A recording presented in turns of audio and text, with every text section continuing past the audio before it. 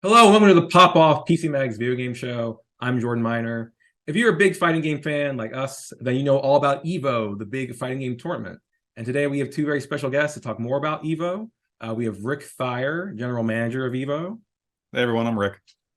And Stuart Saw, CEO of RTS. Hi, nice to meet you. Thanks for having us. Cool. Thanks for being on the show. So I explained your roles a little bit, but I guess for the folks at home, can you explain a little bit more about like what you do, like with EVO and what your role is? Sure. I help lead up a team that designs the show and executes the show. And I work with Stu and a variety of others on a board to put together ideas for what we're going to do in the future. Yeah, and myself on the RTS team, our job is to kind of support and empower what Rick wants to deliver. So whether it's from a sales perspective, an operations perspective, we're here to kind of get him what he needs to do what he does best. Cool. So the big news with EVO about this was like 2 years ago. This kind of restructure all happened with Sony coming in and also RTS as kind of these co-owners. I guess I'm kind of curious about RTS a little bit more, like what exactly that is and what kind of role that is. Yeah, certainly. So RTS was spun out of the gaming arm at Endeavor, where I worked previously, and our team kind of came out of that, to build a dedicated gaming practice that works across kind of that intersection between esports and the creator economy to really kind of grow, either properties like EVO, grow creators, work and support all of that with the expertise that our team has kind of garnered after a long old time in the gaming and esports ecosystem, and that comes in so many different shapes and sizes, be it working with brands so that they authentically integrate and have like longevity in the space, working with media platforms and developers to think about how they can stick around for a long time as well, or working with creators and businesses that creators want to build, to do that in such a way, again, it's focused on longevity. To keep hitting on that word because I feel like an old man of kind of the at least esports and creator economy at this point. My first casting event was 2004, and that's what we want to build. Stuff for our audience, kind of by our audience. 2004, a very hype moment for a fighting game at EVO. So okay, so RTS is kind of the one co-owner, and then Sony obviously the other one. Anything you guys could speak to about kind of Sony's role and what kind of contributions they've made since sort of coming in to help run the show? Yeah, Rick, you want to take that one? Sure. Since Sony and RTS came in, one of the biggest things that I've seen with Sony is this is a platform. This is somebody who actually works with the publishers on a regular basis for all of the games they're launching, particularly fighting games. Sony has been heavily invested in fighting games since long before I was playing fighting games on a regular basis even.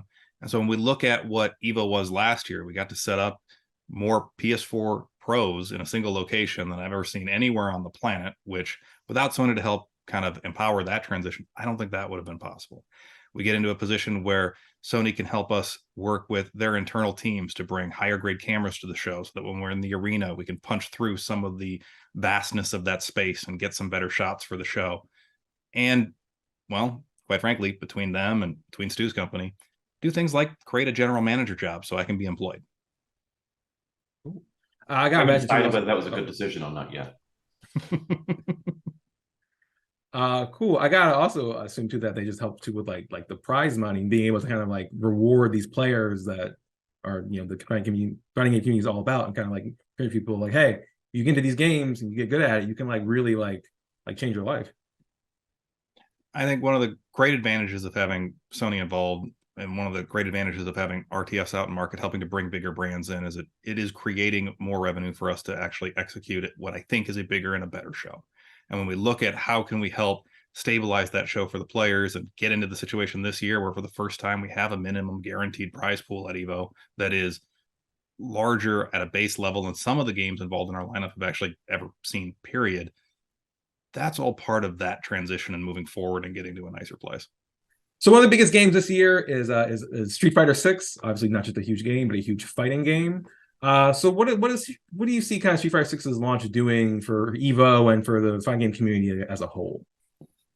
I think the great part about Street Fighter 6 launching is it's going to do what Street Fighter has always done. It's going to create an onboarding point for the community. It's going to create a jump off point for competition. In a lot of ways, competitive fighting games were birthed out of Street Fighter 2. we have that moment again with Street Fighter 6, but we have it on the back of decades of players being involved with that franchise, with fans being involved in this genre. And so that jumping off point now, that first hello, is wider spread than it's ever been. And I think at EVO, we're immediately seeing that just in the incredible amount of people that are registering for Street Fighter right out the gate. And on top of the fact that we're seeing more people register in general. So when we talk about having a great hello point propped up by the, quite frankly, oldest franchise still active in the genre, that's what Street Fighter 6 is doing this year. So this one's a little bit more kind of hardcore, a little bit more like granular, I guess. But we've seen at some of these other tournaments banning these kind of alternate like fight sticks, these like leverless controllers, like hitboxes and whatnot. I guess what's EVO's, anything you can say about EVO's kind of stance on those sort of controllers? So I think it's important to note that leverless controllers, by and large, have not been banned by any events. Okay. Specific types of leverless controllers where they have certain button execution formats or SOCD cleaning formats, those things are banned from either types of competitive play or specific games. EVO at the moment has traditionally moved into a place where we want people to play on any controller they have that they want to be able to play on. That's still how our rule set is operating. Our rules are often aligned with publishers if we're part of their professional circuits or some of their competitive expectations. And so those are rules that can change over time. And I think as controllers continue to come out, will continue to change over time. But right now, for us, it's pretty simple. If you want to come play and you're not in violation of any of the long-standing rules of the genre, come play in whatever way that's best fitted for you. Cool. I guess kind of on that same topic of like playing in ways you like to play. Like as fighting games have sort of gotten more popular like recently, like I feel like we're seeing more kind of just like in the games themselves, like more like simplified control schemes or alternate kind of control schemes, or even like whole other kind of subgenres, like platform fighters and whatnot. So I guess like what's EVO's how does EVO kind of see like maybe kind of welcoming in those kinds of like other kinds of fighting games and other sorts of ways of playing fighting games? So I think we're always open to more ways to playing fighting games. EVO's here to pretty much help renew and create fandom for fighting games. If you have a game, if it's competitively viable, if it is popular, this should be a place that you can play it. I think platform fighters have been featured at EVO in all kinds of varieties over the years, whether it's some of the gigantic Super Smash Brothers tournaments that have been hosted, whether it's Rushdown Revolt showing up last year and kind of being introduced to a bunch of people for the first time over in our exhibitor village. As we move forward and we get to something like Street Fighter 6 having a modern control scheme that's simplified now, that is a great way for people to get engaged and compete. And we've seen that previously too. Back when Killer Instinct was at EVO, that was a game that had a simplified control scheme that could help you work through. Even before that, you have games that have auto combo features. Something like Dragon Ball still has a few.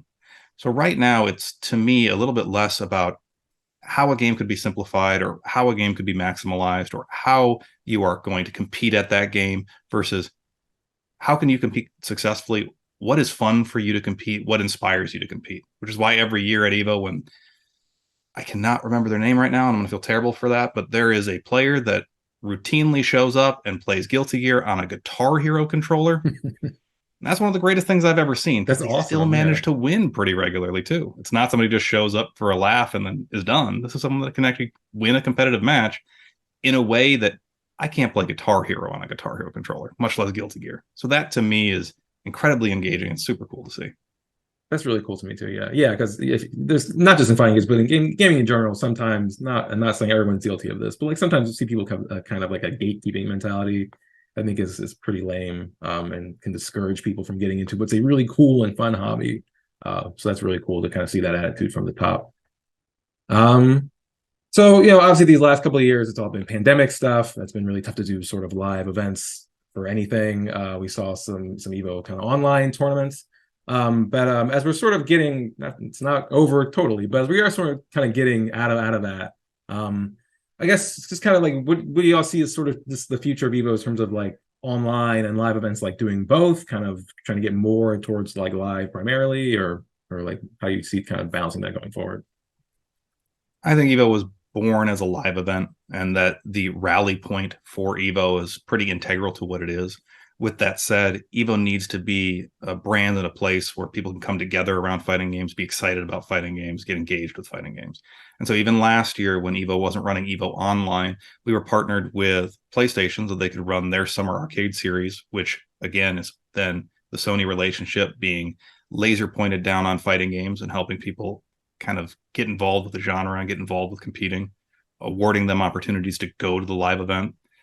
One of the players involved in that circuit actually won the Melty Blood tournament at EVO last year. So that holistically worked together great.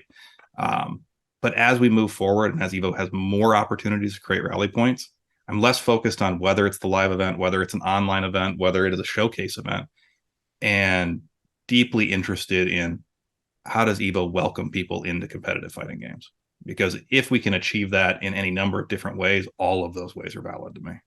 And I think to the word you used in your last statement, which was about gatekeeping, EVO is about keeping those gates as low as humanly possible, making it as accessible as possible. And I think as we build out our long-term strategy for EVO, you'll find that only being more and more the case. Rick is a big empowerment of keeping all the doors open, and we want to keep doing that. Cool, excellent. All right, cool. So that's all my questions. So this year's EVO is August 4th. August 4th to 6th at the Mandalay Bay in Las Vegas, Nevada. Sweet. Street Fighter 6 comes out in June, so that gives you a couple of weeks to get very bad and then realize how bad you are, but in a fun way. Very good and realize how good you are. No, I mean, the one time I went to a tournament, I won my first match and was very excited, and then got destroyed. But even that was thrilling and like, oh wow, like this is how much better, this is how much further I have to go. It was kind of exciting to lose. You're gonna be excited to lose this year? Are you coming along? Maybe. My honeymoon is like 2 weeks after that, but I'll just go right from there to. I'll just make it all. I'll be one trip. I'll be one big happy trip. Hey man, as someone who had a fighting game tournament at my wedding, I'm sure we could make a great honeymoon location for you. If we'll do a DDR side tournament, then we'll get my wife to come. Well, we do have one of the largest arcades I think has ever been executed at a convention in America this year. So that opportunity is not that far away from reality. Cool. Cool. So we'll have time to figure that out. But in the meantime, keep reading PC Mag. We'll have all sorts of coverage on all these games and then EVO. And watch EVO when that's up if you're not going to be there. Rick and Stuart, thanks so much for joining us. Thank you. Happy to be here. And we'll talk to you next time.